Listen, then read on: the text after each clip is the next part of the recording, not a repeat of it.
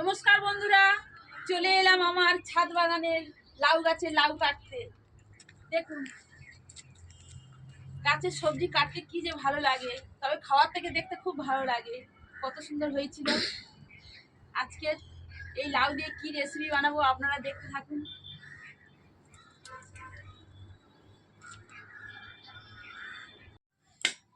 লাউটা কেটেছি, দেখুন বন্ধুরা কত কচি, একদম একদম কচি দানা। দেখুন লাউ দিয়ে ডিমের রেসিপি হবে আজকে। লাউগুলো টুকরো টুকরো করে একই শেপে কেটে নিয়েছি, আলুও কিছুটা পরিমাণ, ডিম, টমেটো। চলুন রেসিপিটা বানিয়ে ফেলি। কড়াই গরম হয়ে গেছে, এখন তেল দিয়ে দেব। আলুগুলো প্রথমে ভেজে নেব। আলুগুলো ভাজা ভাজা হয়ে গেছে, এখন তুলে নেব।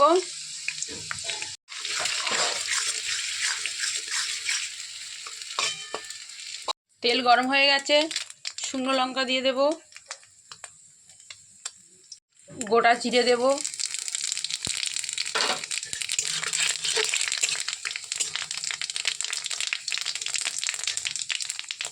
কেটে রাখা লাউ,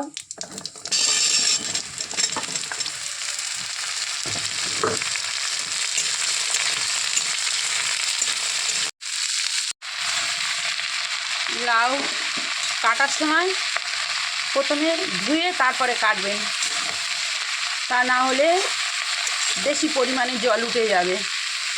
এখন একটু হালকা করে লবণ ছড়িয়ে দেব। লবণটা ছড়িয়ে দিয়ে ঢাকা দিয়ে রাখবো কিছুক্ষণ।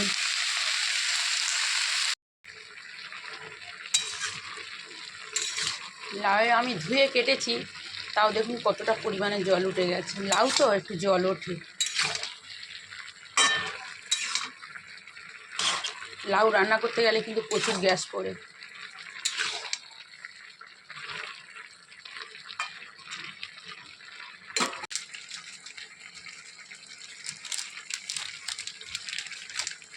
ধনিয়ার গুঁড়ো আর জিরার গুঁড়া,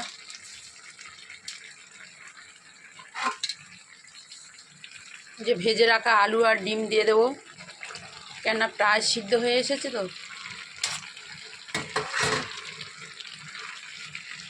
এদিকে কড়ার মধ্যে আমার সূর্যি মামা এসে ঝলক দিচ্ছে, দেখুন।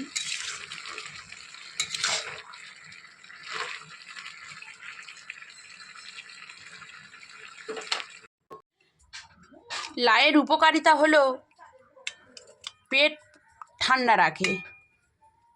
এই ছিল আমার 3 মিনিটের ভিডিওটা যদি ভালো লেগে থাকে তাহলে লাইক, শেয়ার, কমেন্ট করবেন। সবাই ভালো থাকবেন। প্রচণ্ড ঠান্ডা পড়ছে, সবাই সতর্ক থাকবেন। টাটা।